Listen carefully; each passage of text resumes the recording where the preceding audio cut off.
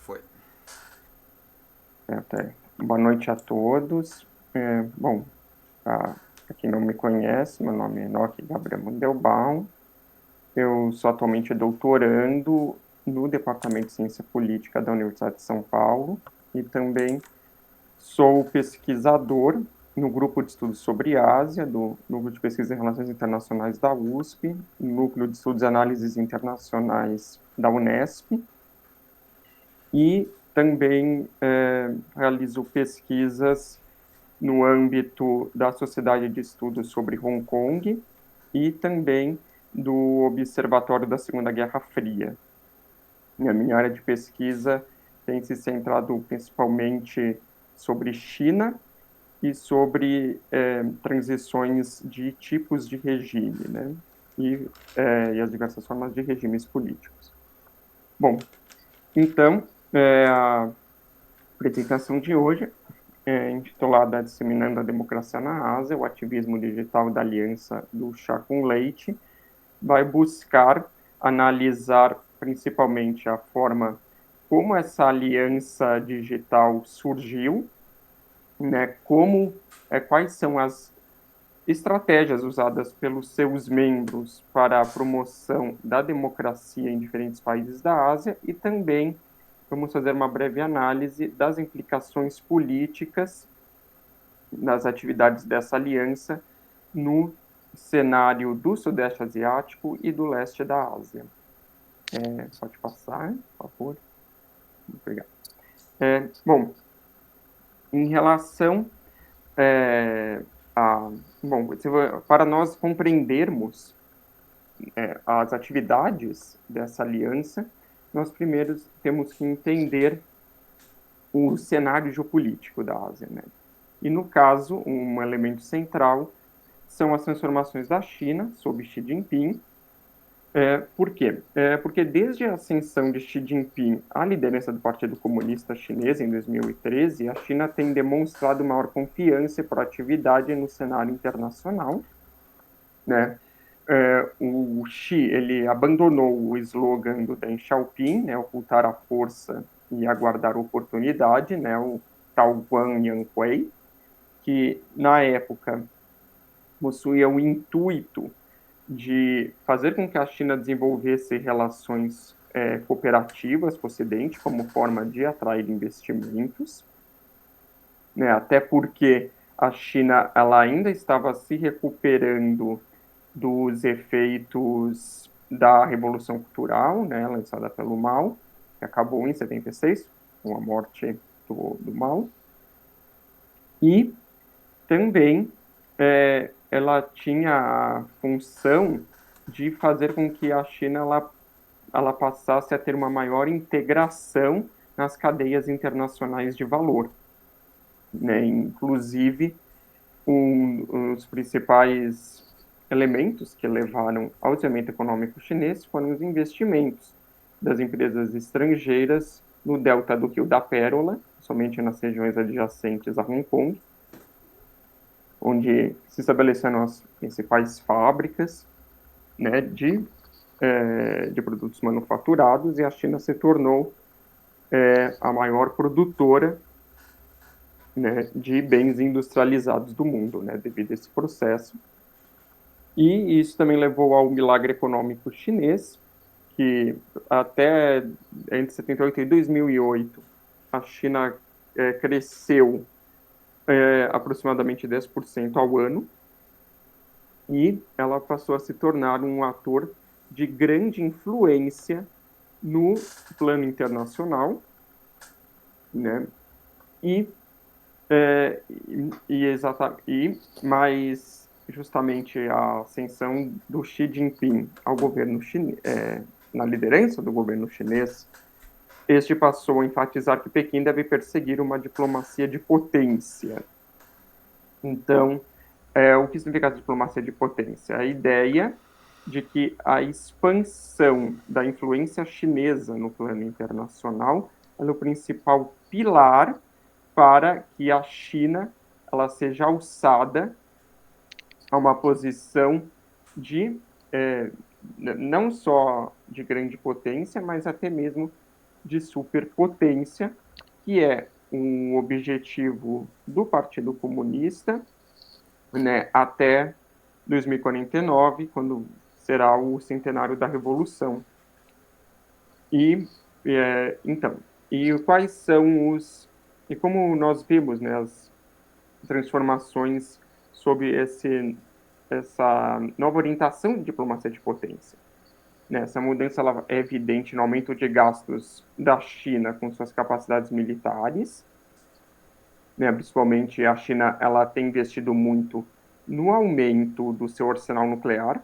Atualmente ela tem aproximadamente 500 ogivas nucleares, e é pela primeira vez na história ela também tem um arsenal pronto para uso, né, em caso de guerra. E a China também ela tem feito um importante processo de expansão da sua marinha, né? Ela até mesmo tem atualmente 2 porta-aviões, né? O Liaoning e o Shandong. E por quê? Porque ela acredita que para ela alcançar o status de superpotência, ela precisa primeiro se tornar um hegemon regional e para a partir disso ela depois ser capaz de se tornar um hegemon global,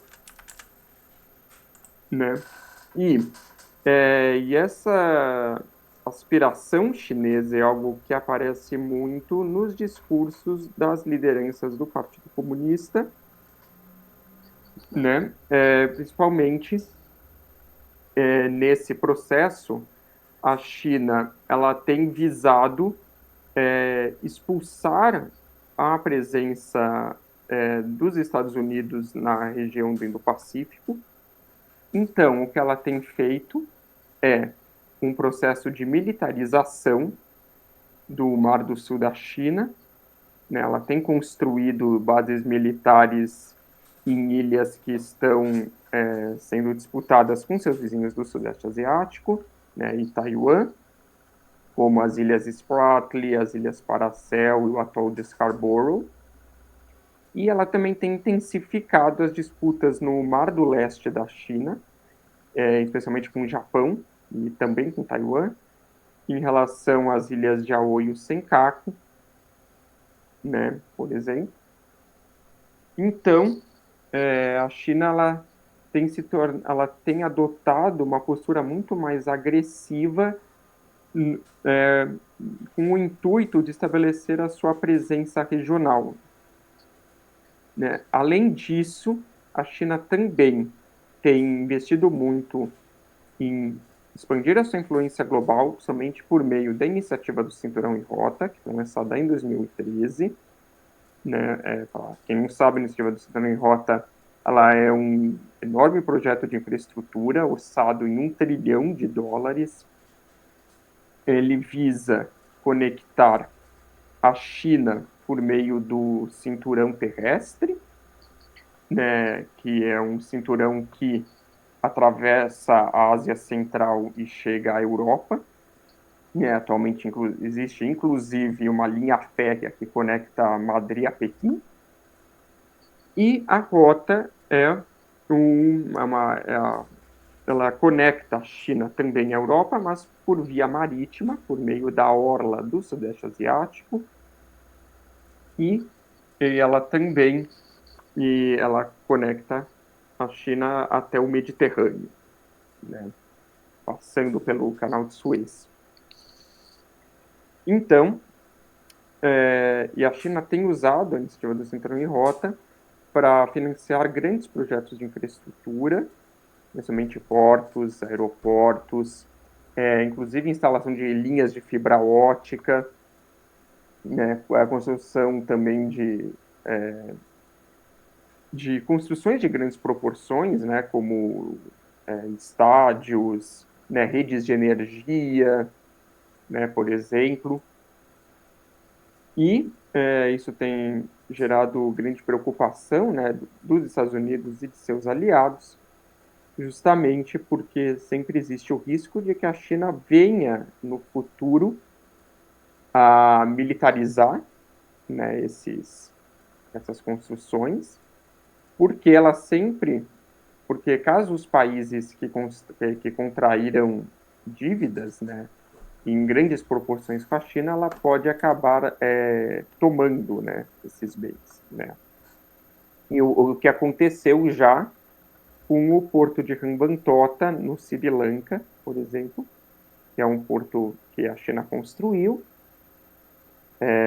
ainda era o governo do Rajapaksa, e como o Sri Lanka ele ficou profundamente endividado com a China, ele se viu forçado a ceder, né, essa zona portuária para a China, e atualmente existe uma grande preocupação de que ela venha utilizar esse porto para fins militares, porque ela disputa com a Índia, né, maior presença no Oceano Índico, né, a sua marinha ela tem feito cada vez mais incursões na região, então, então isso também tem sido um foco de grande preocupação para a Índia. Também a China ela tem aumentado essa incursão no sul da Ásia por meio dos projetos de infraestrutura com o Paquistão, né? Ela tem uma rota de escoamento de produtos que conecta o território chinês ao porto de Guadar, e a Índia tem grande temor de que ela venha a ser enrodilhada por esses projetos de infraestrutura, né? E também a China tem apresentado uma assertividade cada vez maior no âmbito multilateral. Ela tem atuado como criadora de organizações internacionais, como, por exemplo, o Banco de Investimento e Infraestrutura Asiático, né, o AIB, criado em 2014, Banco Asiático de Investimento e Infraestrutura, e o Banco dos BRICS, né, o, o NDB, né, o novo Banco de Desenvolvimento, criado em 2015. Né, são dois exemplos de como a China ela tem procurado atuar, exercer um papel de liderança, né, nesse âmbito, e também ela enxerga, né, esses projetos multilaterais como forma de aumentar a sua presença no sul global, né, porque ela é a principal financiadora dessas organizações internacionais, e também ela sempre tem tido o intuito de se posicionar como líder do sul global.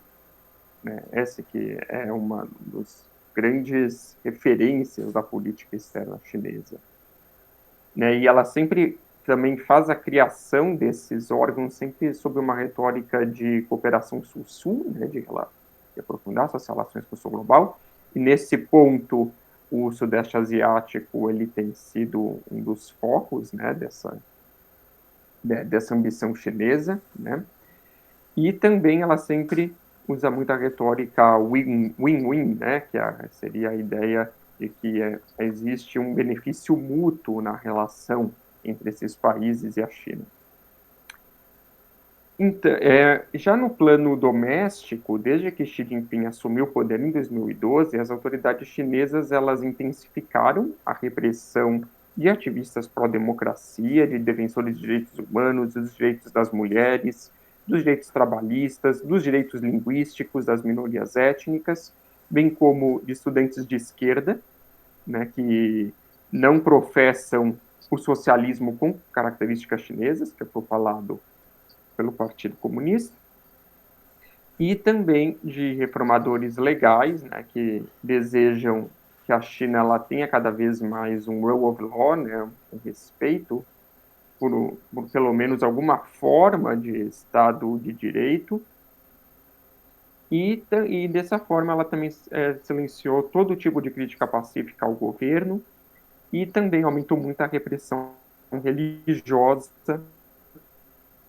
né, lembrando que diversas comunidades religiosas que não são permitidas, né, pelo governo chinês, da, é, como é o caso, por exemplo, da comunidade judaica chinesa, esse é um caso muito interessante, porque atualmente existem apenas 100 judeus chineses na China, né, eles são concentrados na cidade de Kaifeng, no sul, E, recentemente, a China ela fechou a única sinagoga, né, que existia na cidade. Também as autoridades destruíram a sinagoga por dentro, né, eles jogaram os rolos da Torá no chão, né, e atualmente esses judeus chineses eles têm que praticar em segredo. Outro caso bem famoso são dos católicos chineses. Isso é bastante interessante, porque apesar das igrejas católicas estarem abertas na China, e elas terem missas regulares, né? Os sacerdotes que atuam nessas igrejas, eles são apontados pelo partido e não pelo Vaticano, e o Vaticano, para ao menos garantir, né, o funcionamento dessas igrejas, ele se viu forçado a aceitar, né, esse arranjo, mas muitos católicos chineses não aceitam, né, é, participar de missas celebradas por membros do clero que não são apontados pelo Vaticano, então eles também se veem forçados em celebrar missas em porões, e muitas vezes essas missas também são celebradas por membros da Igreja Católica, inclusive muitos missionários brasileiros, né, nesse sentido. Eles vêm ajudar esses católicos que têm que viver como criptocristãos, né, nesse cenário. E também a China ela aumentou muito a repressão no sentido de que o número de pessoas detidas e que desapareceram por razões políticas cresceu de forma exponencial. Calcula-se que atualmente há 140 mil pessoas, presos políticos na China. Esses presos políticos, eles geralmente são levados para prisões clandestinas, né, no qual as suas famílias não sabem a localização delas, elas são secretas, eles podem permanecer durante muitos meses e até anos nessas prisões. E, e, e eles também são submetidos à tortura, né? Eles permanecem nesses lugares em condições extremamente precárias. E também muitos desses presos políticos, eles também são muitas vezes enviados para manicômios e eles podem ficar por um período de tempo indeterminado nesses lugares, porque eles são tratados como pessoas com problemas mentais.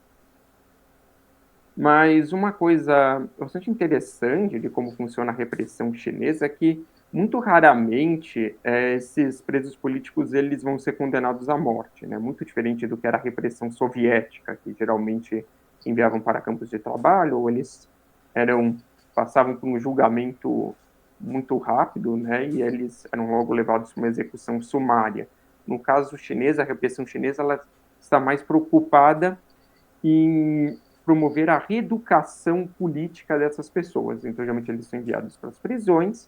Se após um tempo eles concordam em fazer uma retratação pública, né, dizendo que vão abandonar suas atividades contrárias ao partido, as autoridades geralmente liberam essas pessoas, mas elas continuam sob vigilância constante das forças de segurança chinesas, né?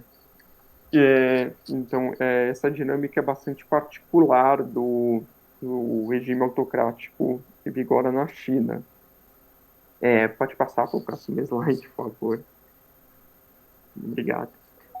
Então, e em relação à atuação da China no campo da comunicação, né, no exterior, inicialmente, durante o governo Hu Jintao, a China ela se focava muito em projetar uma imagem positiva e construir relacionamentos por meio de iniciativas culturais, econômicas e diplomáticas, né? Era chamada ofensiva de charme, né? Que é um termo cunhado pelo jornalista Joshua Kurlantzick, que pesquisa muito, né, sobre esse tema. E ela se manifestava principalmente em investimentos culturais, como a promoção da internacionalização da mídia estatal chinesa, né, como a CGTN, a Xinhua, a China Radio International, que eram veículos de mídia que eles já tinham versões em língua inglesa, mas eles passaram a ter versões em português, em árabe, em espanhol, em francês. Então, a China ela buscou aumentar o seu impacto.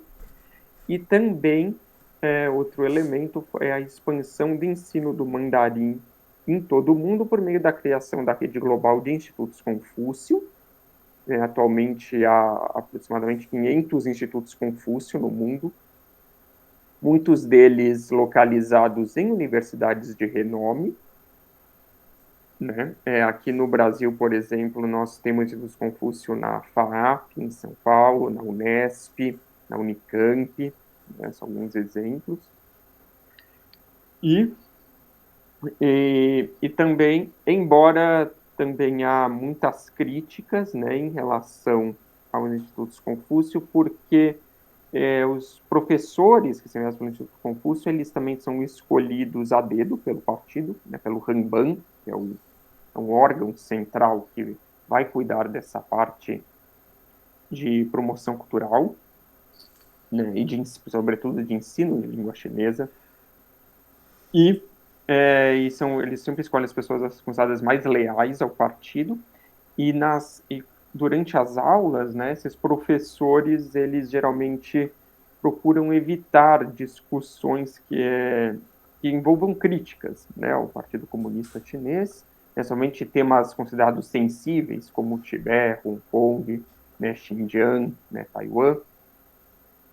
E também isso tem gerado muitos atritos, né, muitas vezes entre as universidades e esses institutos, porque diversas vezes houve casos em que membros do Instituto Confúcio tentaram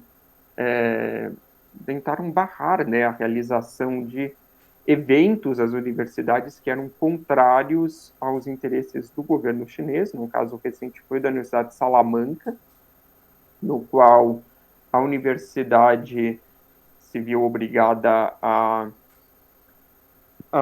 cancelar um evento que era sobre Taiwan, né, justamente devido aos protestos do Instituto Confúcio, porque eles ameaçam retirar o instituto da universidade, também dissustar as relações entre as universidades chinesas e a universidade, né, em questão. Então, muitas vezes as universidades acabam cedendo, né, à pressão delas. Outro caso interessante foi o da Suécia, né, que também os Jesus Confúcio tentaram exercer pressão sobre as universidades suecas, mas nesse caso as universidades elas se posicionaram em prol da liberdade de expressão, né, que existe na Suécia, e praticamente todas cancelaram, né, as relações com o Instituto Confúcio, né? E bom, já no caso do atual governo Xi Jinping, a China passou a adotar a chamada diplomacia do lobo guerreiro, que significa uma abordagem diplomática mais assertiva, caracterizada por um tom nacionalista, combativo e até mesmo conspiratório, visando silenciar críticos do Partido Comunista, mesmo no exterior, né? Então, justamente pelo fato da China atualmente ela já figurar como uma grande potência, né, pelo fato dela possuir um importante peso econômico no cenário internacional, ela vem se sentindo mais confortável em relação a responder a críticas, né, ao governo do Partido Comunista. Então, justamente, o que ocorre? Geralmente, os membros do corpo diplomático chinês, eles disseminam informações de teor conspiratório, né, nas redes sociais, ou também usando uma linguagem muito agressiva, confrontando políticos, né, de outros países que criticaram a China por algum motivo, né? Um caso famoso foi em 2021, no qual houve uma notícia que saiu que tropas da Austrália estavam envolvidas em assassinato de afegãos, né, durante a presença americana no Afeganistão.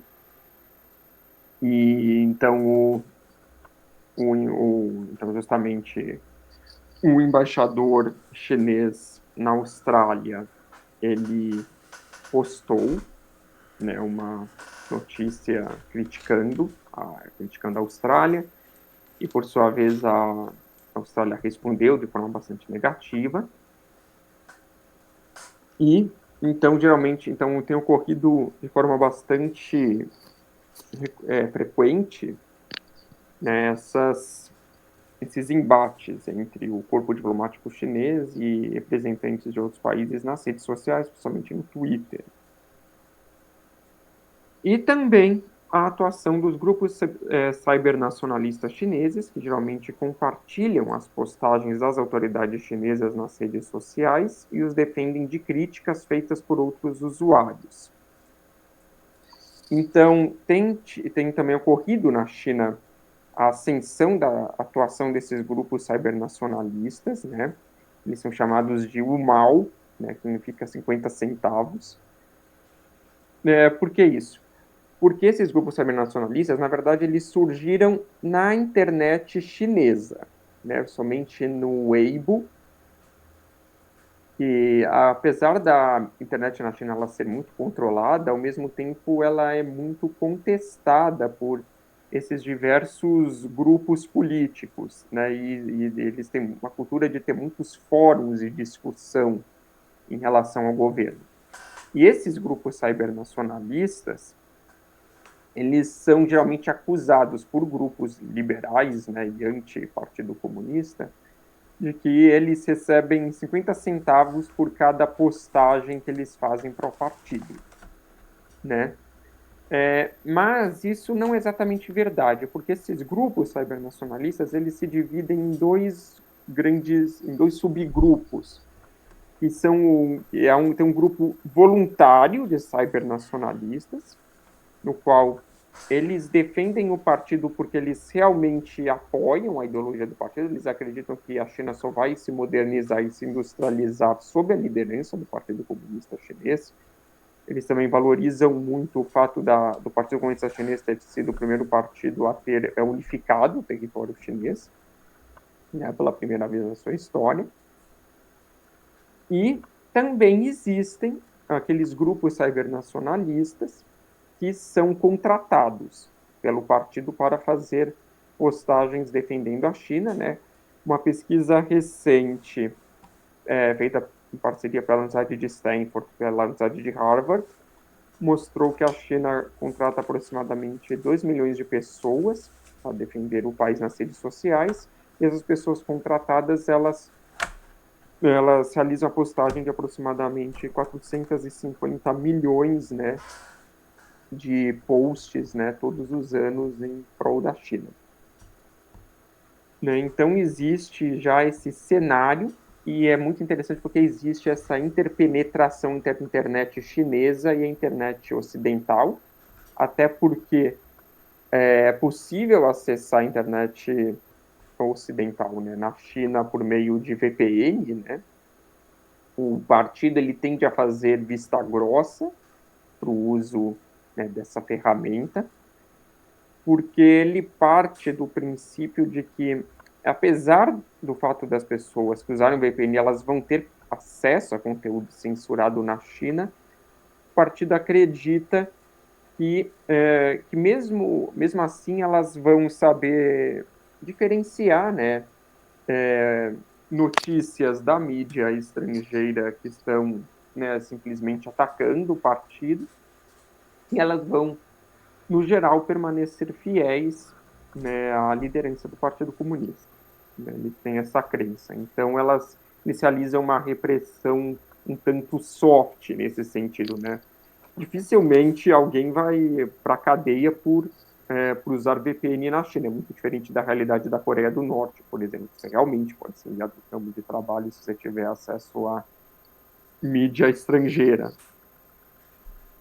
Então, e também tem o fato de que Pequim ele se utiliza de robôs, né, de bots nas redes sociais de forma extensiva para aumentar o alcance da sua propaganda digital. e estima-se que 15% das contas chinesas no X, né, o ex-Twitter, sejam robôs. Então, por exemplo, essa imagem, esse é o que foi identificado como um bot por uma agência independente de notícias, né, dos Estados Unidos, a Bellingcat, e no qual esse bot, ele retweetou uma postagem do que era o porta-voz do Ministério das Relações Exteriores da China na época, né, o Zhao Lijian, no qual ele afirmava que o vírus da Covid-19 teria, na verdade, se originado nos Estados Unidos, e não na China, né? Então, é um exemplo de como esses bots, eles atuam para aumentar o alcance, né, da propaganda do Partido Comunista Chinês.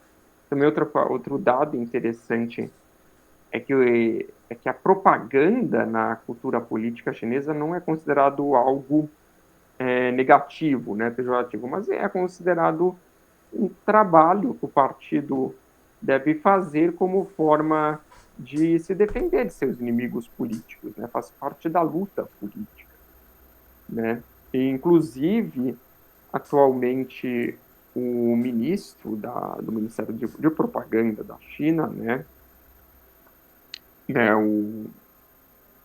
que é o Lei Shulei, né, ele está sendo cotado até mesmo para ser o próximo que vai vir a substituir o Xi Jinping no dia, né, que seu mandato terminar, né? Ele é uma pessoa que goza de grande influência na liderança do partido, né? Bom, então esse é o cenário, né, da China, da atuação chinesa na área de comunicação no plano internacional. Pode passar para o próximo slide, por favor.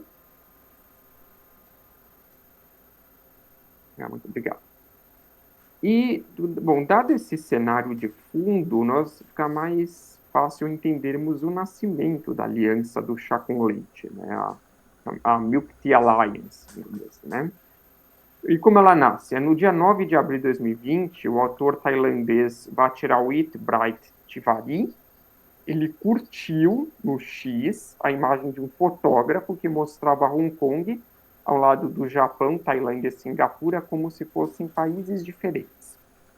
E os cybernacionalistas chineses começaram a trollar, né, o seu perfil, fizeram muitos comentários negativos sobre ele e pediram pelo boicote de sua série Together, que é uma série que era muito popular no exterior, uma série tailandesa, né, muito popular no exterior, principalmente na Ásia. E o ator pediu desculpas imediatamente, né, ele foi até pressionado, né, pela produtora dessa série, né, porque o público chinês é muito importante para eles, né. Mas o pedido de desculpas não foi suficiente e os usuários chineses passaram a afirmar que as interações entre o Bright e sua namorada, Liu, que é um apelido, na verdade o nome dela é Wiraya Sukaran, eram ofensivas à nação chinesa. E, por exemplo, o fato de que Neil havia retweetado uma postagem que afirmava que o vírus da Covid-19 havia vazado de um laboratório em Wuhan. Então, como o Bright ele estava sofrendo uma quantidade muito grande de ataques dos Wumal, né? Então, os fãs tailandeses dele rapidamente se mobilizaram usando a hashtag Neve, que era a hashtag da namorada dele, da Niu, e iniciaram uma batalha de memes zombando das práticas autoritárias chinesas, ao mesmo tempo que declararam apoio pelos protestos pró-democracia em Hong Kong e pela democracia em Taiwan. E os chineses contra-atacaram e passaram a criticar a monarquia tailandesa e o governo do general Prayut Chan-o-cha. Só que esses ataques dos cybernacionalistas chineses não funcionaram, porque os jovens tailandeses buscaram neutralizar os ataques concordando com as críticas dos chineses por realmente considerarem o governo como corrupto e inepto. E também, a maioria dos jovens tailandeses fazia parte do movimento pró-democracia na Tailândia. E é só importante assim também para contextualizar que na época Hong Kong ainda estava sofrendo o rescaldo, né, das manifestações de 2019, né? Em 2019, Hong Kong passou pelas maiores manifestações pró-democracia da sua história, né? Nesse caso, eram manifestações contra uma lei que o Partido Comunista da China procurava aprovar, que permitiria a extradição de pessoas presas em Hong Kong para serem julgadas na China continental. E isso era algo muito preocupante porque violava a lei básica de Hong Kong, que foi acordada entre Hong Kong, entre o governo chinês e o Reino Unido, e ela ainda estava em vigor desde 97, né, quando o Reino Unido fez a retrocessão de Hong Kong para a China. E também e essa lei ela prevê a independência judicial das cortes de Hong Kong em relação ao continente. Então era uma violação patente, além do fato de que as cortes chinesas elas têm um âmbito de condenação na esfera judicial de 99%, né? Então se coloca em xeque, né, a lisura, né, dos julgamentos que são feitos na China. Então, após uma intensa onda, né, de manifestações em Hong Kong, no fim daquele ano, o governo de Hong Kong, que é apontado pelo governo central em Pequim, né, na época a chefe do executivo de Hong Kong era Carrie Lam, ela decidiu retirar a proposta dessa lei, né, que ela geralmente é uma lei que ela seria aplicada, né, na região administrativa especial, né, que é Hong Kong. Só que as manifestações em Hong Kong não pararam mesmo assim, porque os movimentos para a democracia de Hong Kong, eles desejavam também a liberdade dos presos políticos, né, que haviam sido presos naquele período, também que a Carrie Lam ela renunciasse ao cargo, e também que houvesse uma reforma da polícia de Hong Kong, porque ela havia cometido diversos atos de brutalidade contra os manifestantes. Houve inclusive manifestantes que foram mortos, né, pela polícia durante as altercações. E então Hong Kong foi um dos grupos que foi o território, né, que mais participou, né, desse embate desse embate entre os tailandeses e os chineses. E no caso de Taiwan, bom, já existe uma rivalidade histórica entre a China e Taiwan, né, desde 49, né, quando os nacionalistas fogem para Taiwan. Mas, no caso, é que nas últimas eleições de Taiwan, a China ela tem interferido de forma muito agressiva, porque sempre que há eleições em Taiwan, a China ela se utiliza das redes sociais para disseminar informações falsas para prejudicar os candidatos que são contrários ao Partido Comunista Chinês. Porque em Taiwan há um bipartidarismo, né, de fato, né, entre o KMT, né, o Partido Nacionalista, que atualmente ele tende a ser a favor de relações mais próximas com a China, ele é considerado um partido pró-Partido Comunista Chinês, apesar de, ironicamente, ele ser um partido conservador em Taiwan. E já o partido que é considerado o partido progressista, né, mais à esquerda, que é o DPP, ele é a favor de um alinhamento de Taiwan em relação ao Ocidente e anti-China. Então, a China geralmente ela dissemina, né, fake news nas redes sociais, criticando os candidatos do DPP e defendendo os candidatos do PMT.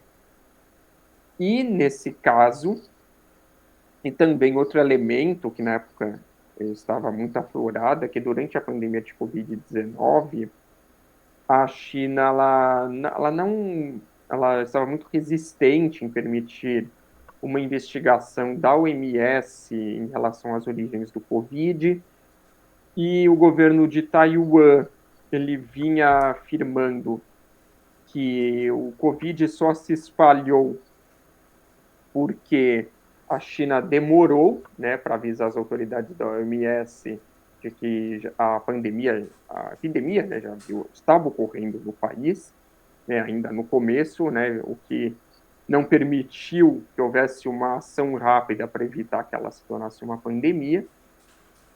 E também, à época, Taiwan ela já havia começado uma campanha de que ela deveria fazer parte da OMS, né, para poder ajudar, né, o combate de epidemias que surgem na China, até porque, no caso da Covid-19, Taiwan conseguiu identificar de forma bastante inicial, né, o surgimento dessa pandemia, porque o governo taiwanês conseguiu perceber as movimentações do Ministério da Saúde da China, né, eles têm uma interação muito grande com a China nesse sentido. E, na verdade, Taiwan ela alertou a OMS de que já havia um surto na China antes da própria China, né? Então, os jovens taiwaneses eles estavam também nesse processo de apoiar, né, o governo taiwanês em poder conquistar mais espaços na esfera internacional, porque a China ela vem trabalhando, né, sempre em buscar isolar Taiwan internacionalmente, né? Ela sempre quer que a comunidade internacional reconheça Taiwan como um governo ilegítimo, né? E sempre quer consolidar a ideia de que Taiwan não passa de uma província rebelde, né, da China continental, né? Então, bom, no dia 13 de abril, o usuário hongkonguês Shou Tin, ele cunhou esse nome, né, a aliança do chá com leite, devido ao fato de que Hong Kong, Taiwan e a Tailândia compartilham o hábito de beber chá com leite, né? Só uma curiosidade aqui, né, o chá com leite de Taiwan é o Pobá, né, que é um chá de leite, açúcar e pérolas de tapioca, né, ele atualmente é até bastante popular aqui no Brasil. Né, na Tailândia é o Chathai, que é um chá de leite com gelo, e muitas vezes ele é flavorizado, né, saborizado com anis estrelado. Em Hong Kong, eles também estavam de beber chá com leite, né? A inglesa, né? Que ele geralmente é o chá do Ceilão, o chá preto, né? Que ele também é bebido com leite evaporado, né? Então eles utilizaram, né, esses elementos culturais como forma de também construir uma unidade, né, existente entre esses territórios. E só que no dia seguinte a isso, a embaixada da China em Bangkok postou uma mensagem insistindo que o princípio de uma China deveria ser reconhecido pelo governo e pelo povo tailandês, né? Então eles fizeram, de certa forma, um apoio oficial aos cybernacionalistas chineses, né? E justamente o que acabou aprofundando as tensões entre os cybernacionalistas e os internautas desses três territórios. Pode passar.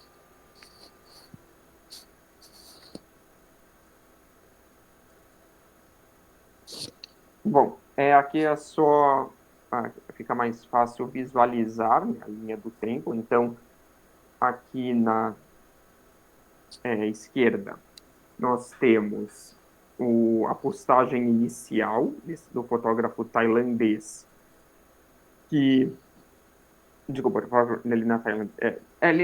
Não, esse fotógrafo, ele, na verdade, ele é baseado nos Estados Unidos. Ele postou... Basicamente, é uma postagem bastante anódina, no qual ele mostra fotos que ele tirou em Hong Kong, Japão, Singapura e Tailândia. E o Bright, ele curtiu, né, essa postagem. E é o que causou, né, toda a polêmica. E depois nós temos ao lado a mensagem do Bright pedindo desculpas, né, pelo retweet dele, né, dessa postagem por ter curtido. E ele diz que ele não vai cometer esse erro novamente, ele cedeu, né, à pressão chinesa. E daí embaixo nós temos uma postagem do que aparentemente é um robô chinês, que falou: obrigado pelas suas desculpas, mas tome cuidado da próxima vez, porque Hong Kong pertencerá à China para sempre. E embaixo nós temos a postagem de uma internauta tailandesa, no qual ela está criticando o fato do Bright ter cedido, né, à pressão dos chineses, e ela fala: ler isso me deixa com raiva, e falar assim é como pisar na cabeça de alguém que lutou pela democracia, né? Quantas pessoas morreram? Existe uma maneira melhor de responder a isso, e existem formas melhores de defender, né, as ações do povo de Hong Kong, né? Na época estavam ocorrendo os protestos. E ao lado nós temos a mensagem da embaixada chinesa em Bangkok, no qual ela insta, né, o governo da Tailândia e aos internautas tailandeses a respeitarem o princípio de uma só China. E embaixo nós temos o meme que foi muito compartilhado pelos internautas tailandeses na página da Embaixada da China, no qual mostra a aliança entre Taiwan, a Tailândia e Hong Kong. Pode passar. Bom, e por que da Tailândia na aliança do chá com leite? Primeiro, porque a ordem política tailandesa é marcada por intervenções monárquico-militares que regularmente levam a mudanças de governo por meio de golpes de Estado. E, na prática, o regime monárquico é intocável porque qualquer crítica ao rei pode ser enquadrado como crime de lesa majestade, que permite a punição de até 15 anos de prisão. Né? Então, existe uma aliança muito profunda entre a monarquia e os militares desde os anos 50, né? E até porque os militares, eles tradicionalmente, eles são profundamente monarquistas, né? E a monarquia, ela é identificada como a ala mais conservadora do governo. Os militares, eles são profundamente conservadores, são de direita, tem esse elemento ideológico, e também porque a monarquia tailandesa, ela também ela permite, né, que os militares ocupem cargos, né, no regime, então ela faz a distribuição desses elementos e, por sua vez, os militares, eles protegem o governo monárquico, né, e garantem a estabilidade do regime. Então, em 21 de fevereiro de 2020, o Tribunal Constitucional da Tailândia dissolveu o partido Future Forward por acusações duvidosas relacionadas a um empréstimo, e o presidente do FFP concedeu, né, ao partido. E o Twitter e o Facebook na Tailândia foram inundados com uma série de hashtags como Salve o FFP e, né, e também a RIP Thailand, né, a Tailândia morreu, e também em relação ao Tribunal Constitucional. O FFP, ele é o partido, era um partido progressista, né, um dos principais opositores, né, ao regime militar, né. A Tailândia, ela estava sob o governo militar desde 2014, né, quando o general Prayut Chan-o-cha ele deu um golpe, né? E acabou com o governo do que era da Ingeluk Shinawatra, na época. E daí o que houve? Então a crise se intensificou ainda mais em julho, inicialmente liderada pelo Free Youth Movement, e depois expandida para incluir mais participantes por meio do Free People Movement, que posteriormente se transformou no Kanahat Saddam, em 2020, o novo People's Party, né? E entre julho e outubro de 2020, houve pelo menos 246 protestos, abrangendo 62 a 77 províncias da Tailândia. Então, os jovens ativistas foram os que tomaram a dianteira dos protestos contra o rei e contra o regime militar, e eles atuaram muito pela mobilização dos partidos a favor da família Shinawatra, e ela apesar dela ser a principal representante da oligarquia política da Tailândia, ela tende a ser identificada como um ator pró-democracia dentro da Tailândia, né, apesar de ser uma dinastia política. Então, os jovens ativistas publicaram uma série diária de campanhas online anunciando as 3 principais demandas para a coalizão governante dominada pelos militares, que era a renúncia do general Prayut, emendas constitucionais e a reforma da monarquia. Precisaria haver emendas que permitissem, né, que a Tailândia se tornasse uma democracia verdadeira. Né? Pode passar. Já a presença do Myanmar na Aliança do Chá com Leite, ela ocorre porque em 1º de fevereiro de 2021, o Myanmar mergulhou em uma crise política depois que a Tatmadaw, que é como são chamadas as Forças Armadas do Myanmar, realizaram um golpe de Estado, o que provocou um movimento nacional de desobediência civil. Esse golpe, ele foi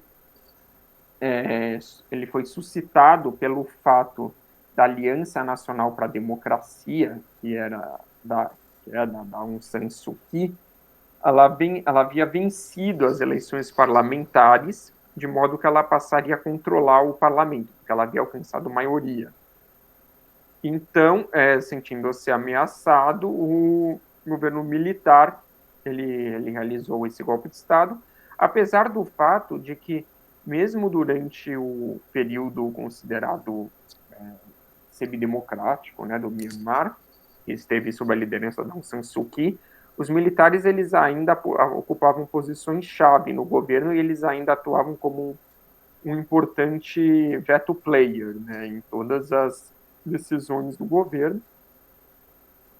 Então, depois do golpe, a luta contra o golpe em Myanmar foi rapidamente abraçada por internautas de toda a Ásia, como parte das demandas pró-democracia mais amplas da Aliança do Chá com Leite, e assim o Myanmar foi integrado à aliança como membro pleno 10 meses após a sua criação. E então os protestos de rua foram organizados principalmente por jovens da geração Z, que é um grupo nascido entre meados da década de 90 e início da década de 2010, que atualmente representa 1/4 da população do Myanmar. E também a primeira geração da história do Myanmar que nasceu sob um regime praticamente democrático. Né? Então, esse é um dos motivos deles terem um ativismo tão intenso em relação a isso. E os internautas birmaneses usaram a hashtag What's Happening Myanmar como forma de ativismo digital e esteve entre os tópicos mais comentados no Twitter para apoiar e documentar o movimento de desobediência civil contra a junta militar. Só que mais de 1.000 manifestantes e transeuntes foram mortos até o final de 2021, e entre 3.000 e mais de 6.000 até meados de 2023, incluindo um número significativo de mulheres e crianças, e o exército deteve aproximadamente 20.000 prisioneiros políticos nos 2 anos após o golpe. Né? e desde a criação das Forças de Defesa do Povo, né, que é o braço armado do governo da Unidade Nacional, né, que é o governo que atualmente ele é considerado que está recusado como um governo no exílio, né, o governo pró-democracia, liderado pela Aung San Suu Kyi, que atualmente está presa no Myanmar. O país ele está em estado de guerra civil e até 2024 o conflito já matou mais de 55 mil pessoas, né? Então a situação no Myanmar ela é extremamente grave nesse sentido e pode passar para a próxima. Então, e daí, por fim, nós podemos analisar os efeitos políticos da aliança do chá com leite.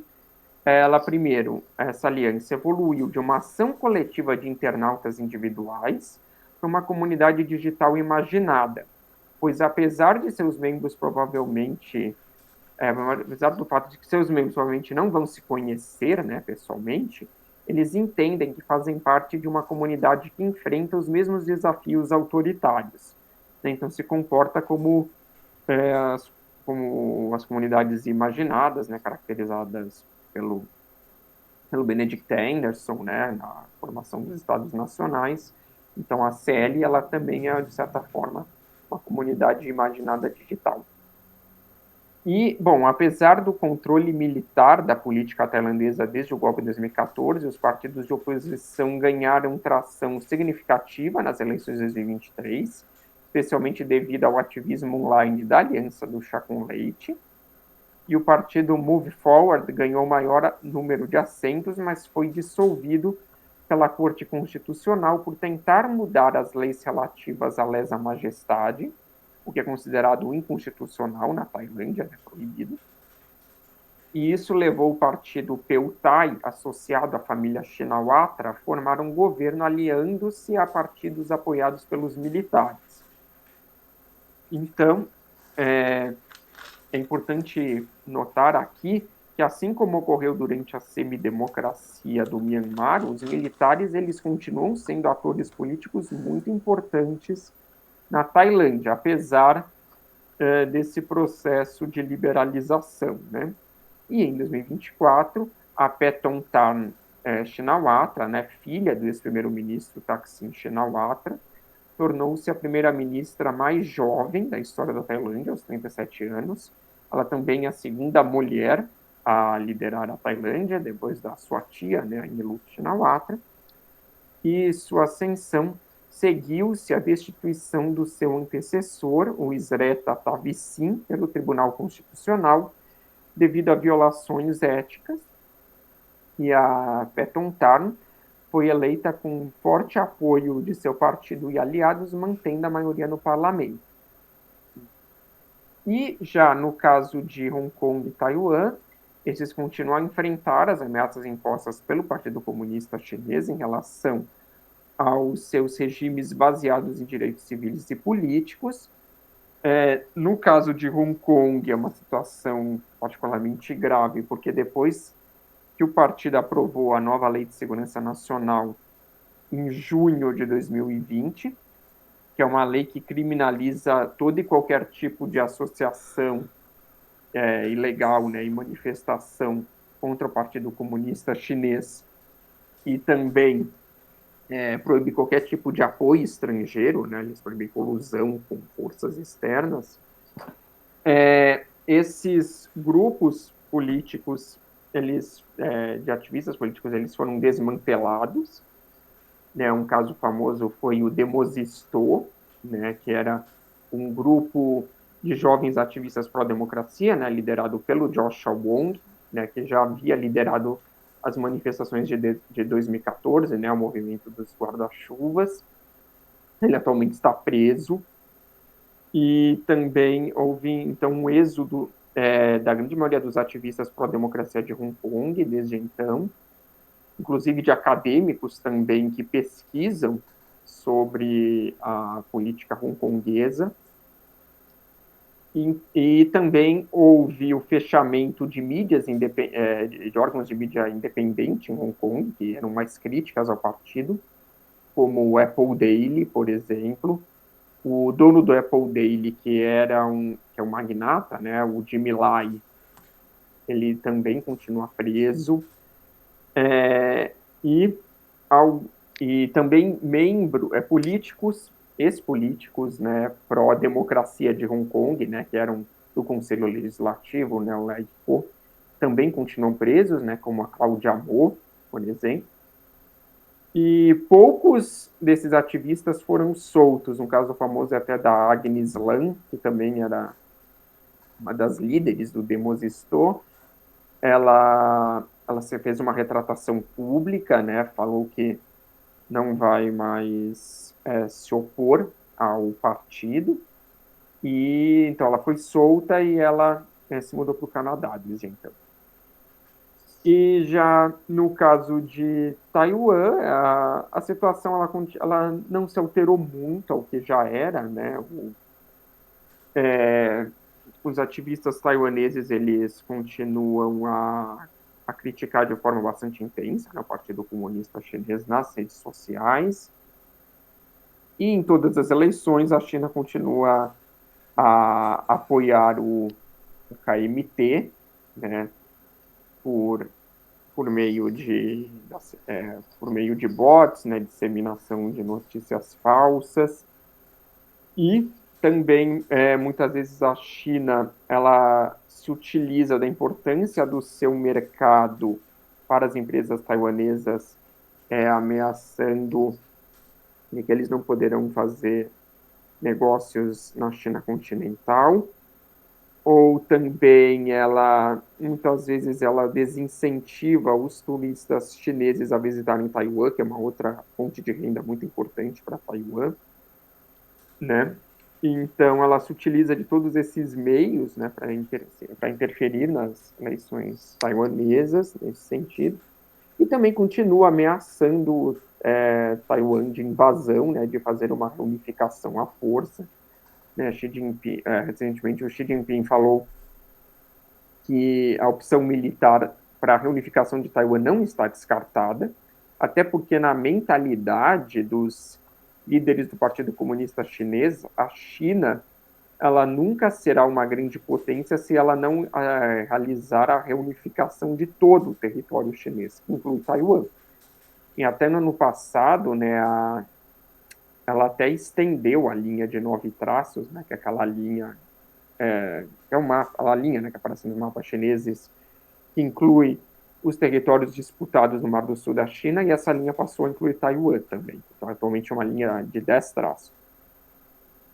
E no caso de Myanmar, o ativismo digital é importante, né, como um meio de solidariedade, mas na verdade a grande batalha pela democracia ela está ocorrendo, de fato, no âmbito da guerra civil.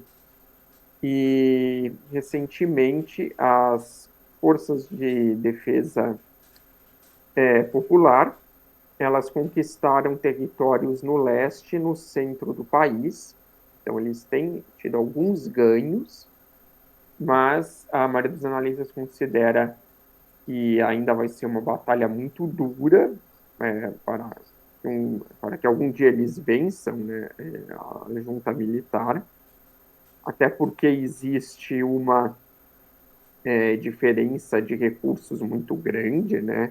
A junta militar do Myanmar ela tem forte apoio chinês, né? Principalmente apoio financeiro, e também a China tem protegido o Myanmar das sanções do Conselho de Segurança da ONU, né? Ela geralmente veta as sanções contra a junta militar.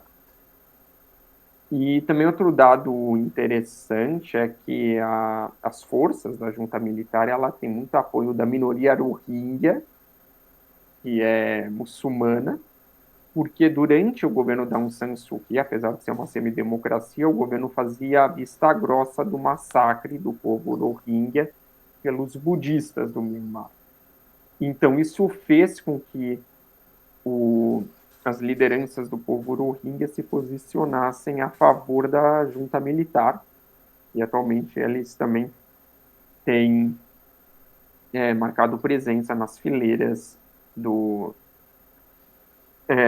das forças militares pró-regime, né? Mas essa era a ideia, né, de justamente trazer os principais impactos políticos da aliança do chá com leite. Muito obrigado pela atenção.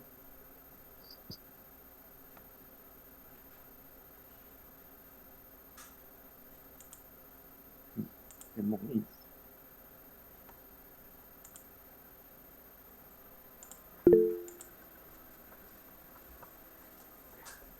Obrigado. Muito obrigado. Muito feliz. Muito obrigado também pela exposição, foi maravilhoso. Muito Eu obrigado. posso parar de compartilhar? Posso tirar? Pode.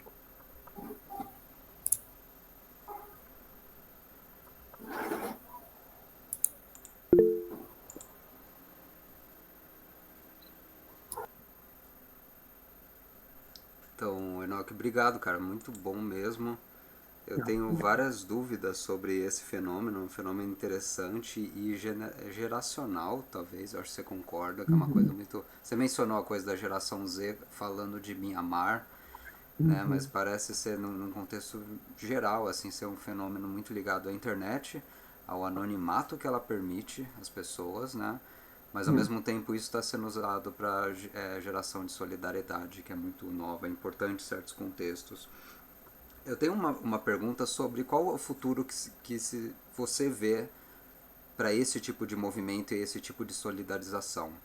Porque um dos pontos que o caracteriza são uma certa abstração, é uma defesa à democracia legal e uma reação contra autoritarismos, né?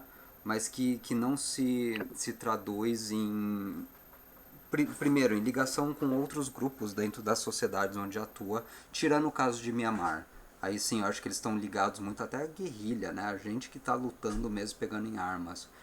Mas então isso, assim, não é exatamente uma crítica ao movimento, eu acho ele exemplar, mas eu penso, por exemplo, no que aconteceu em 2014 em Taiwan, né? O movimento Girassol.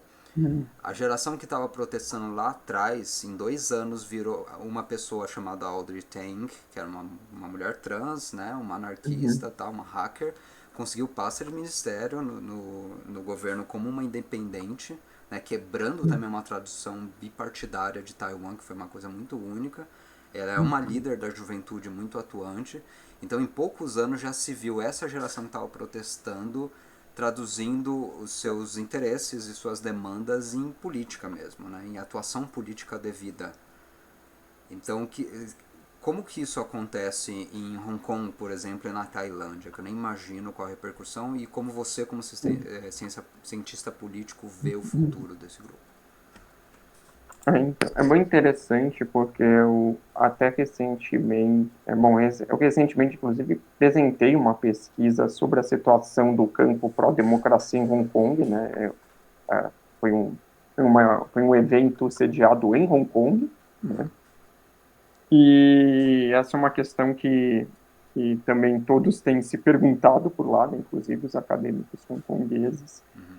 Mas a forma como eu vejo é que a nova Lei de Segurança Nacional em Hong Kong, ela destruiu o movimento pró-democracia, né? Porque ela é tão draconiana, né? A perseguição a todo tipo de manifestação se tornou tão intensa que realmente no momento é um momento, o momento é de desmobilização do campo pró-democracia em Hong Kong. É isso que eu vejo.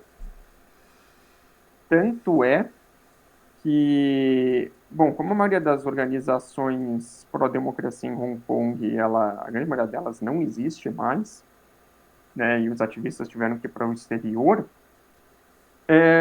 o que vai restar é justamente o ativismo digital, né, na sua maior parte, e também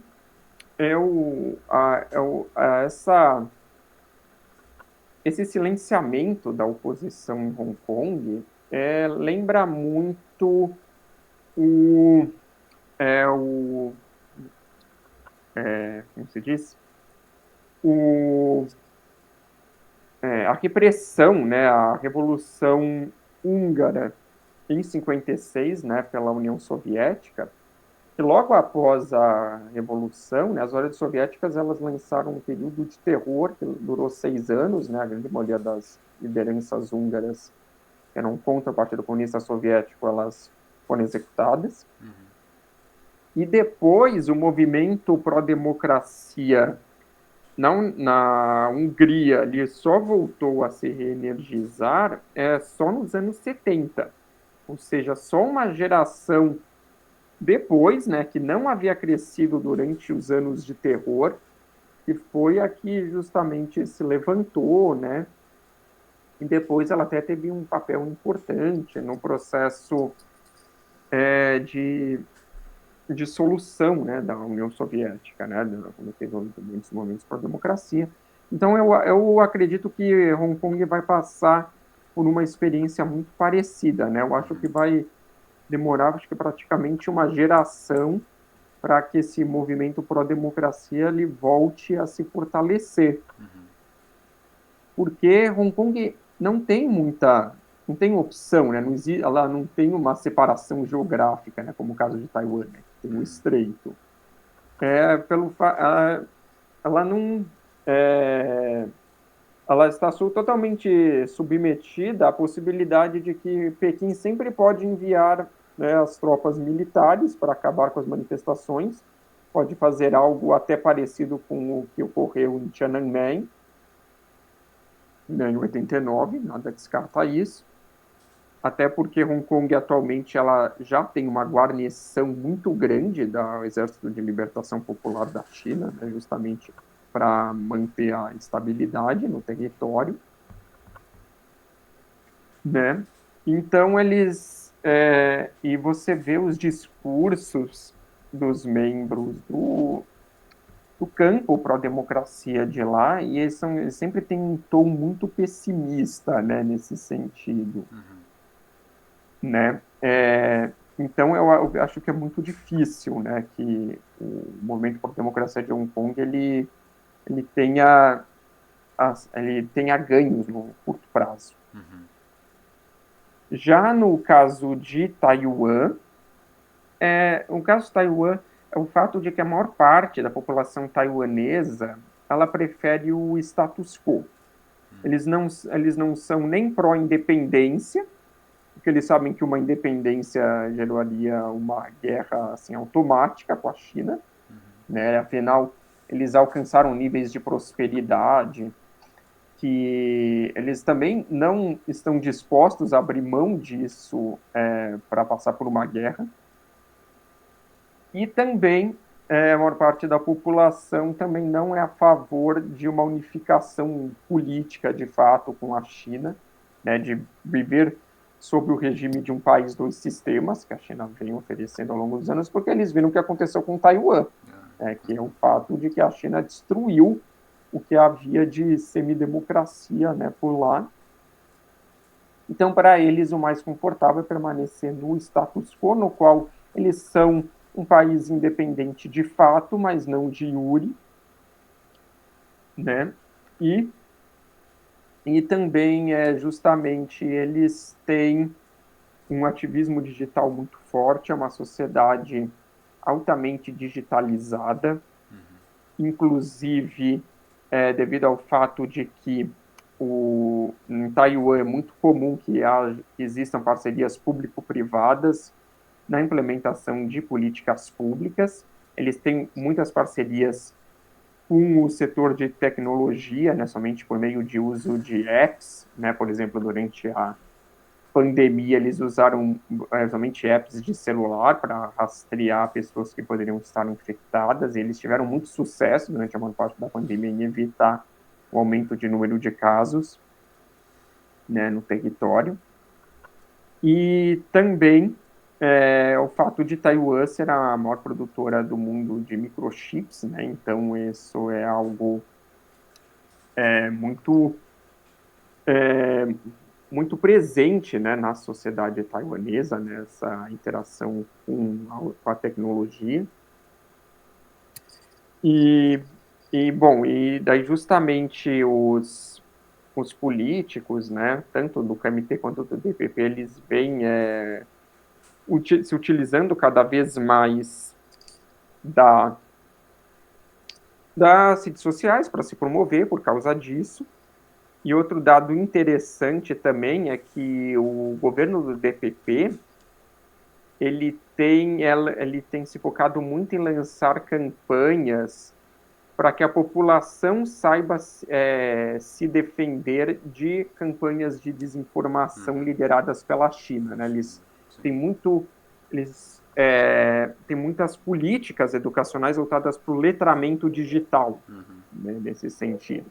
Então, isso é inclusive implementado nas escolas, né, já que eles saibam identificar quando uma notícia é falsa, né, para que não compartilhem notícias falsas, para que saibam denunciar sempre que eles virem bots, né, lançando esse tipo de notícias. Eles também recentemente lançaram um programa de letramento digital para idosos também, para que eles façam isso.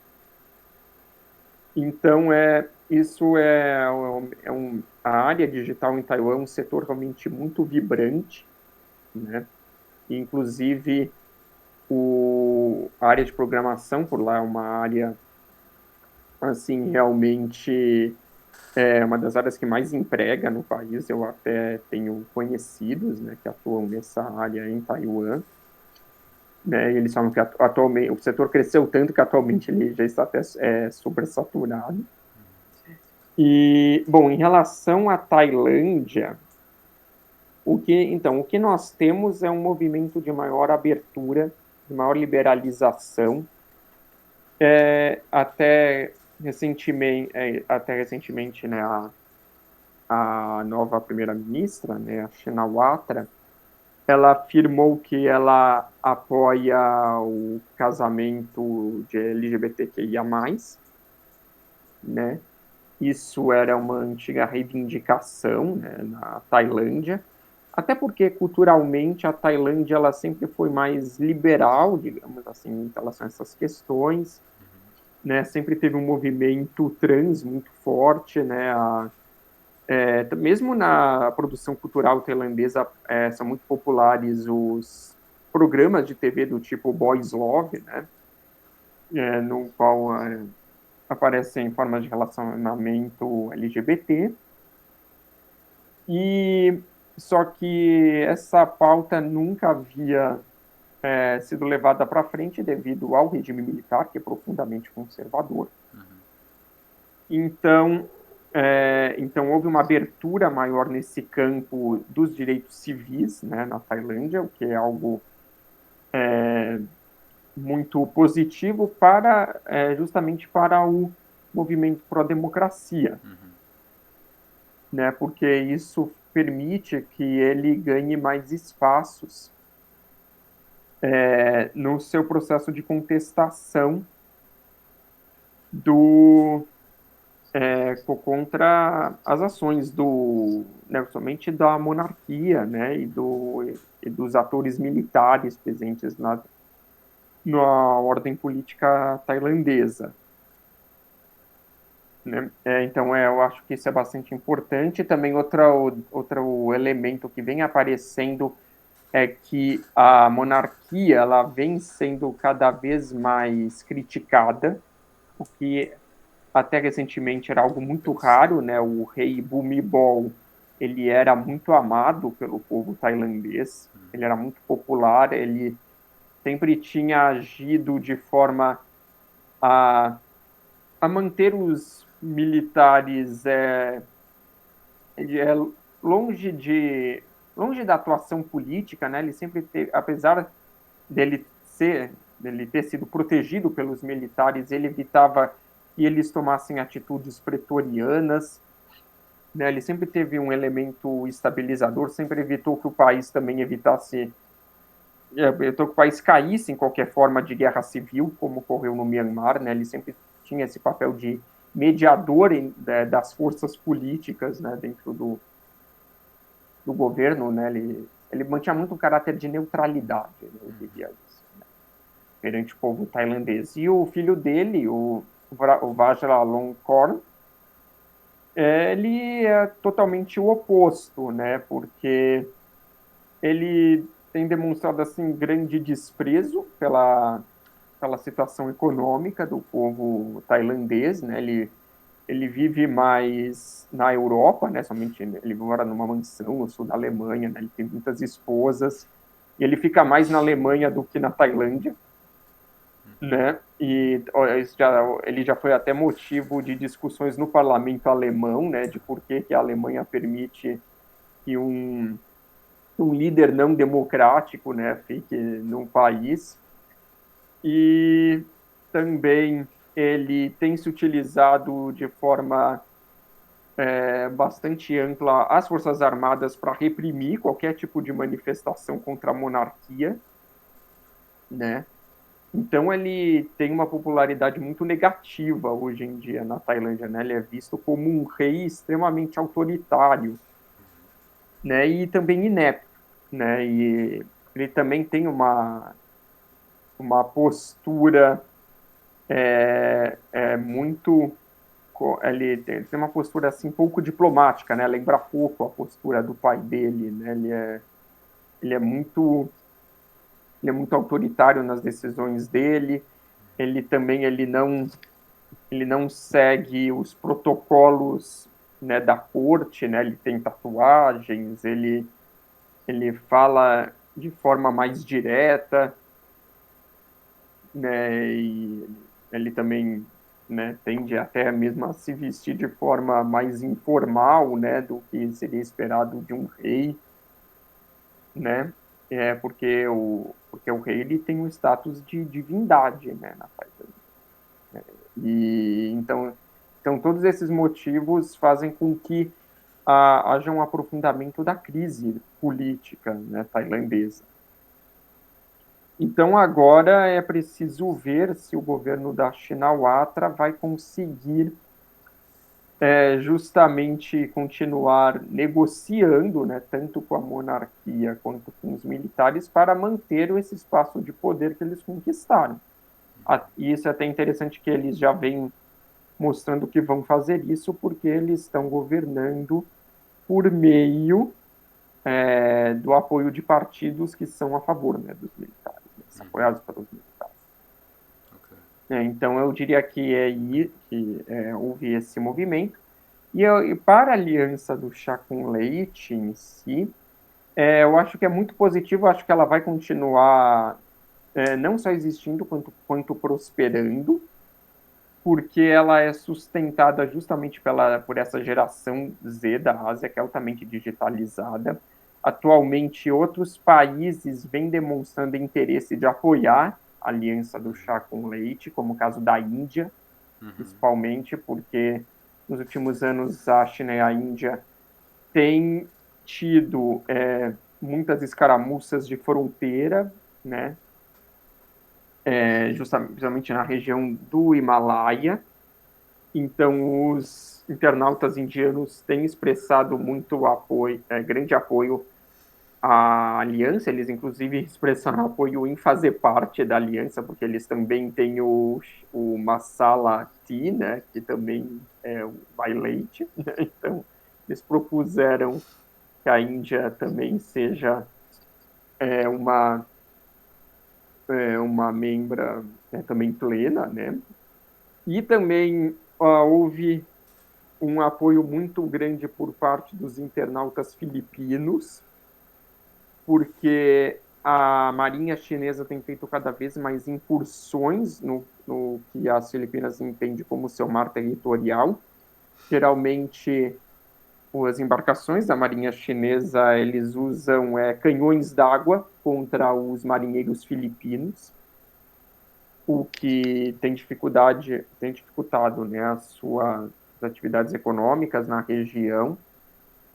Então, os filipinos eles ficam muito ofendidos, né, devido a essas formas de imposição da China no que consideram como território, inclusive na questão das ilhas do Mar do Sul da China. E eles também têm expressado grande apoio, né, para a aliança do chá com leite. E, e também outro, o que vem se desenhando um apoio ainda maior, embora menos intenso do que eles, é também dos internautas japoneses. No geral, os japoneses eles tendem a ser pouco politizados, até porque eles, durante muitos anos, eles têm vivido uma democracia de partido dominante, né, que é o LDP.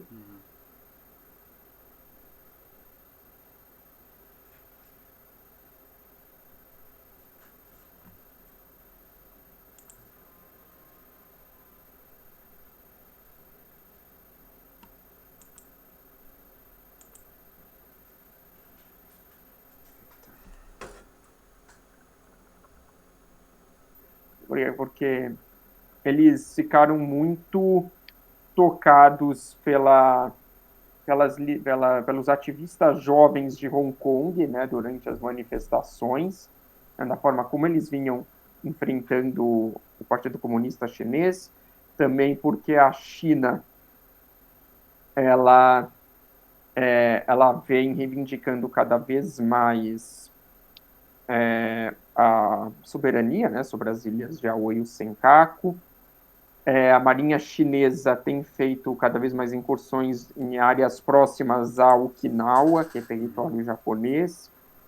Também a aeronáutica, desculpa, a Força Aérea Chinesa tem também invadido o espaço aéreo japonês com grande frequência, em média de 300 vezes por ano, de acordo com dados do Ministério da Defesa do Japão. E também outro dado interessante é que fez com que a juventude japonesa se aproxime dessa aliança, é que eles também ficaram tocados pela situação em Hong Kong, porque a Agnes Lam, né, que era uma das líderes do Demosisto, ela é fluente em japonês. E ela participou de muitos programas de TV no Japão, falando denunciando, né, a forma como a China vinha desmantelando as liberdades em Hong Kong, e ela concedia as entrevistas em japonês, né, ela dizia que aprendeu japonês sozinha porque ela gosta muito de anime, né, então ela se tornou muito popular entre a juventude japonesa, porque eles inclusive chamaram ela de Minshu no Megami, né, a deusa da democracia. E então eles passaram a ter mais interesse, né, da situação de Hong Kong por causa disso.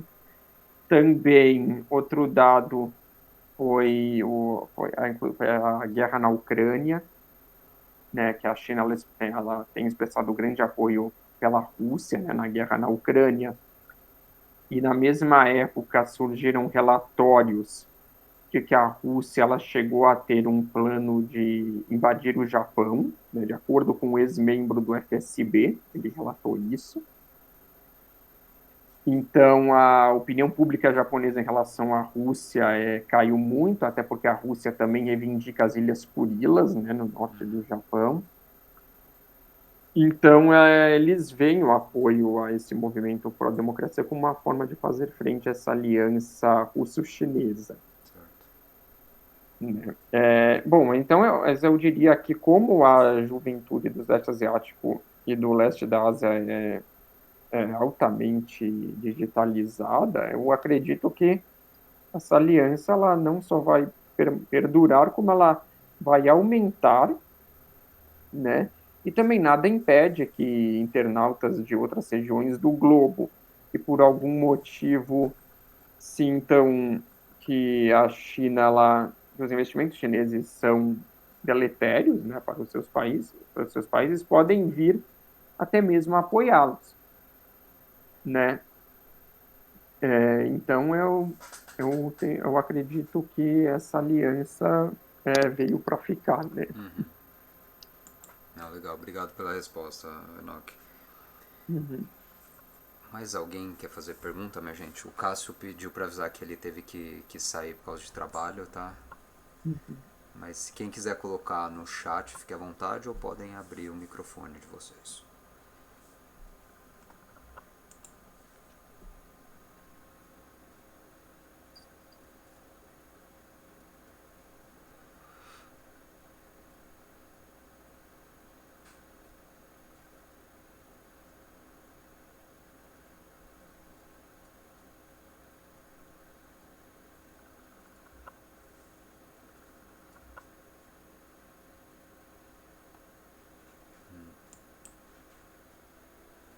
o pessoal se manifestou, disse que não tem perguntas.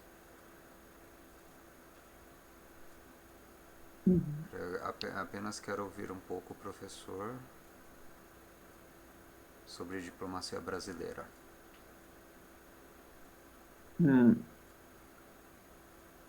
Bom, a diplomacia brasileira... como... Ele está continuando a mensagem. Tá, tudo bem.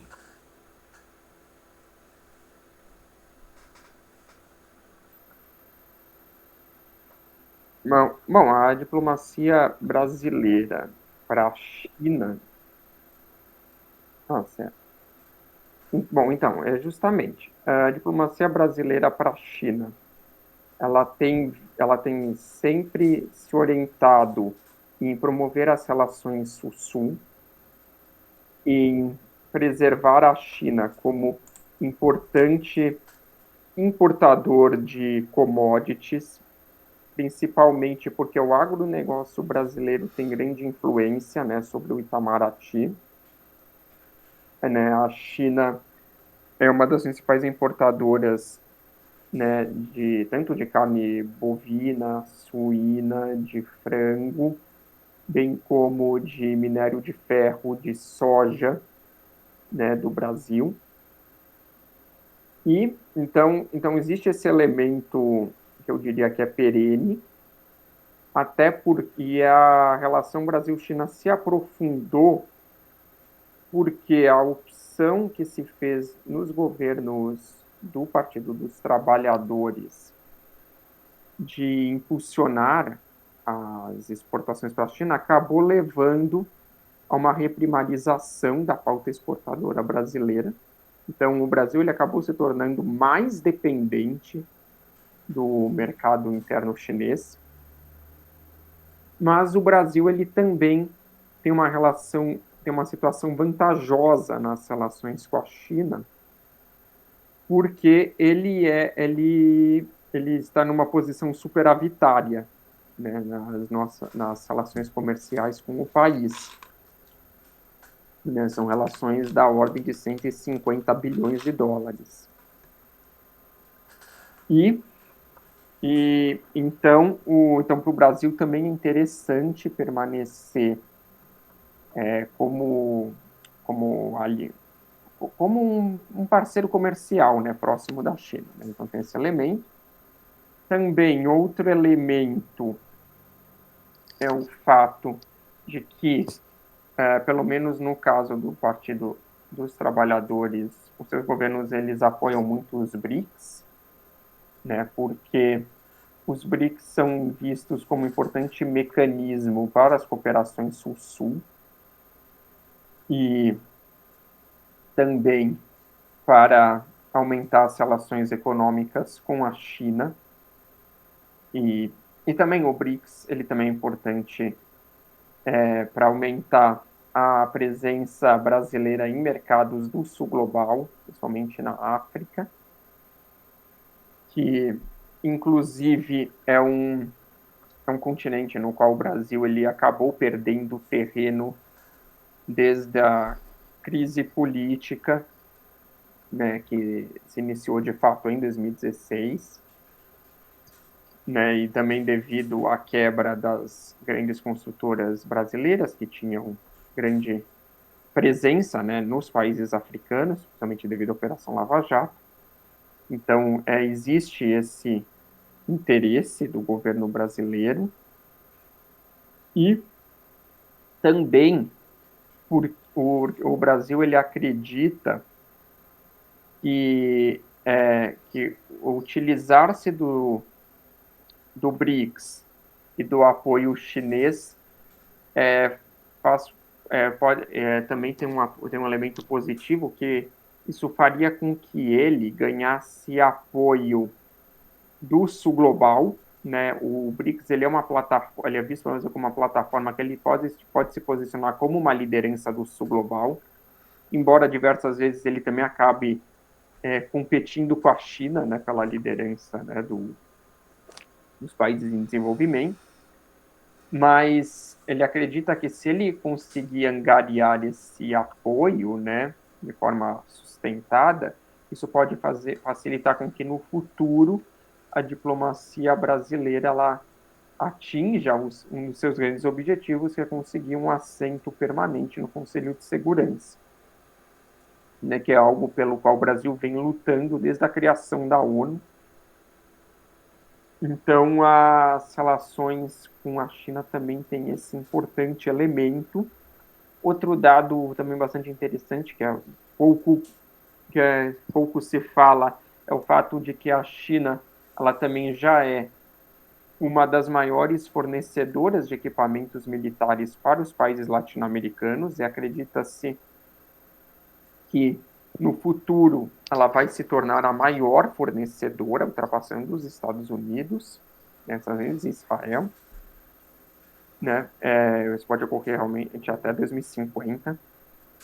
Então a China ela também tem uma importância muito grande também no âmbito, na esfera da segurança, né, por aqui. E, e também, além disso, a China, para o Brasil, ela é uma importante investidora no setor energético, né, que principalmente no norte do Brasil, que é uma região que ainda é carente de segurança energética, de fato, né? Ainda sofre com muitos apagões, né? O Brasil ele precisa do maior desenvolvimento na esfera de infraestrutura, e a China lá vem fornecendo a possibilidade do país incrementar, né, investimentos nessa área, embora um dado interessante é que o Brasil ele continua a ser, né, um dos principais países que não aderiram à iniciativa do Cinturão e Rota, porque para o governo brasileiro a posição que se considera é que, como as relações econômicas e financeiras entre o Brasil e a China já são muito profundas, eles não veem um motivo do porquê entrar nessa iniciativa.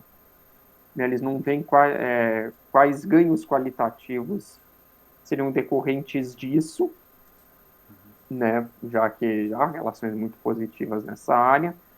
Também porque se considera que, caso o Brasil venha a fazer isso, isso vai acabar causando impactos muito negativos nas relações com Washington, que vai ser considerado como uma forma de afastamento dos Estados Unidos, né, ou até mesmo de hostilidade. Então, eles também não acham interessante. Então, a posição que o Brasil vem adotando é justamente de utilizar-se de suas relações tanto com os Estados Unidos quanto com a China, de modo a maximizar os benefícios que pode extrair de ambas as potências, né? Mas ele vem usando o que a gente chama de uma estratégia de hedge, né? E justamente esse tipo de comportamento ele também vem sendo observado em diversas outras potências médias, né? Como o Brasil, né? Como o caso do Vietnã e da Hungria, no qual esses países geralmente se utilizam das relações com a China para fornecimento de tecnologia para segurança interna e para investimentos, né? Por exemplo, a Hungria recentemente importou equipamentos, né, de vigilância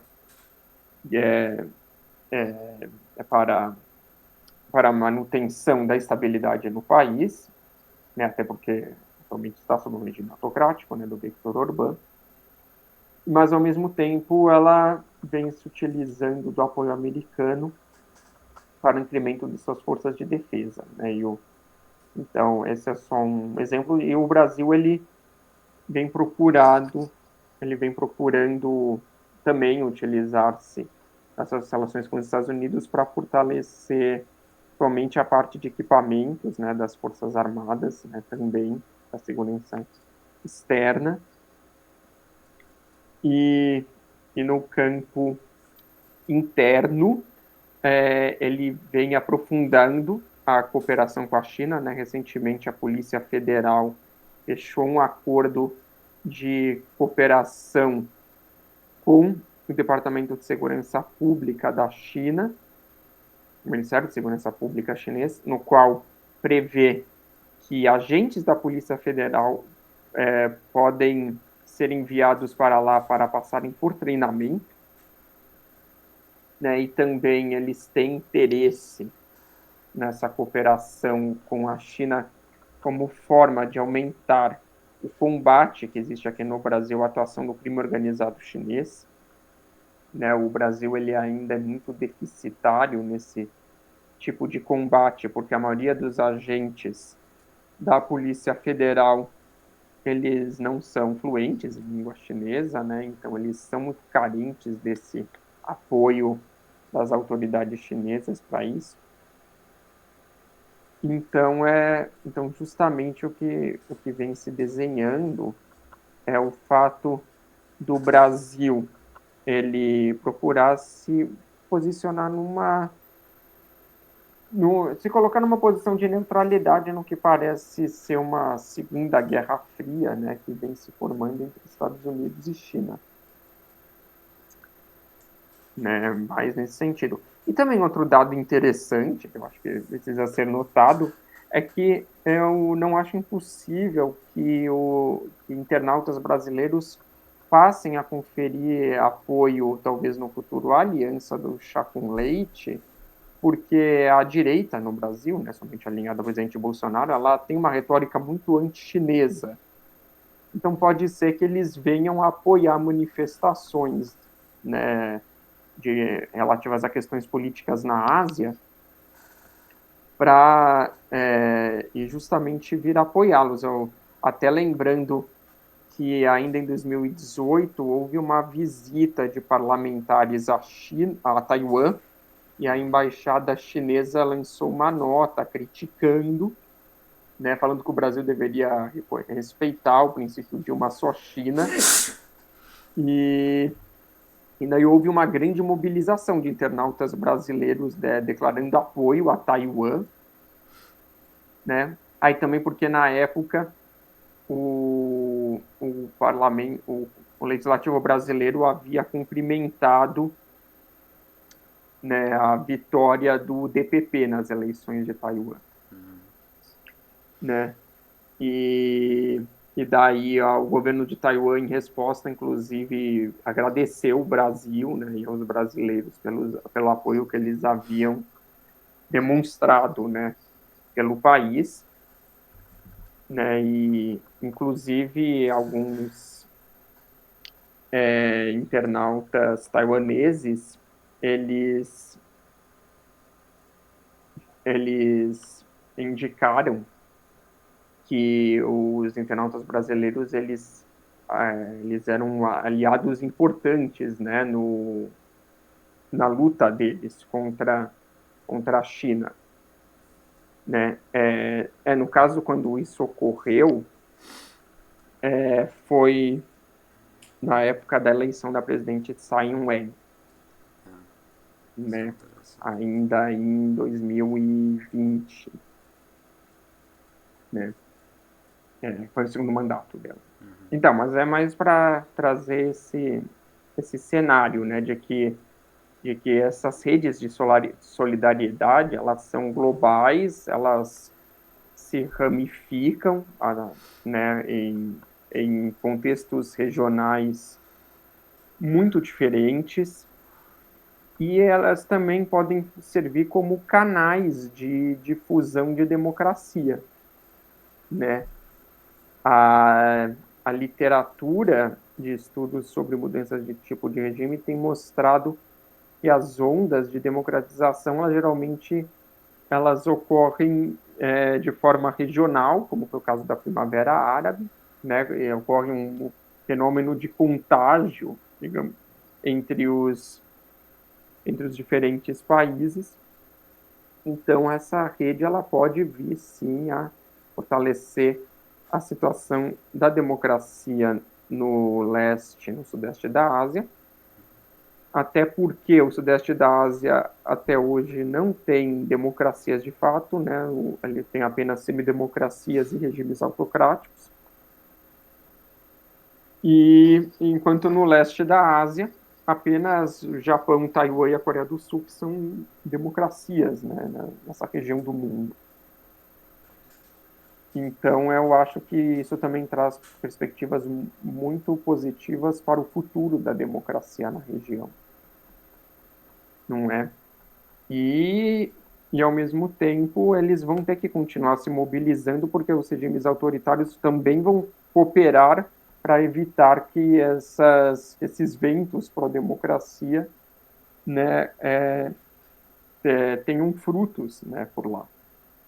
Né, até recentemente, o que eu destaquei em um capítulo de livro, né, que escrevi com a professora Brigitte Weifen, da Open University do Reino Unido, é que a China ela vem utilizando a iniciativa do Cinturão e Rota para fortalecer os regimes autocráticos na Eurásia, né, inclusive no Sudeste Asiático, como forma de evitar que esses movimentos de democratização ganhem tração, né, e ameacem a estabilidade do Partido Comunista.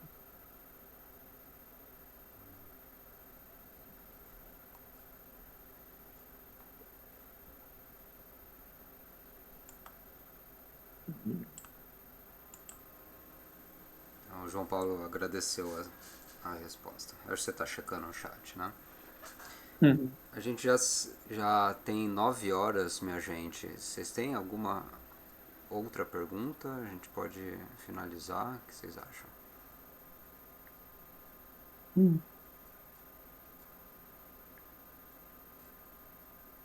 Tranquilo? Quer divulgar alguma coisa do seu trabalho, Enoch, a respeito desse tema ou qualquer outra coisa? Assim, em relação ao movimento pró-democracia de Taiwan, desculpa, movimento pró-democracia em Hong Kong, eu estou escrevendo um capítulo de livro que vai ser lançado em Hong Kong, né? Mas o lançamento está previsto para o ano que vem. Também, em relação a esse tema da aliança do chá com leite, é uma pesquisa que eu também já venho desenvolvendo e eu vou apresentá-la, né, agora em outubro na Universidade de Waseda, em Tóquio. Então, caso tenha interesse, na verdade, essa apresentação também vai ser transmitida de forma online. Manda Então, pro grupo os mando links, sim. sempre quando sair. Sim. Por favor. Então, acho que também pode ser do interesse de vocês. E também, vai ser lançado até fim do ano um capítulo de livro que eu escrevi com o professor Vinícius Guilherme Rodrigues Vieira, da FGV, sobre as relações entre o Brasil, os países lusófonos e a China, somente no âmbito da segurança na zona do Atlântico Sul, né? Somente na área de combate à pirataria, né? E também o papel dos investimentos chineses na região. E esse livro vai ser lançado também agora na Alemanha, né, pela Springer. Então, também eu deixo um convite, caso alguém queira ler. Mas é mais nesse sentido.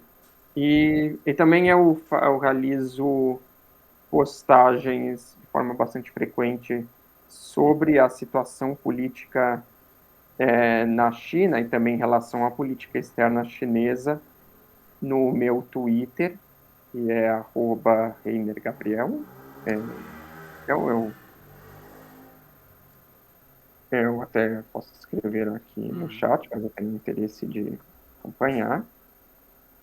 E, bom, por enquanto é isso, né? E daí eu posso, no futuro, trazer os novos resultados que aparecerem, né, das minhas pesquisas.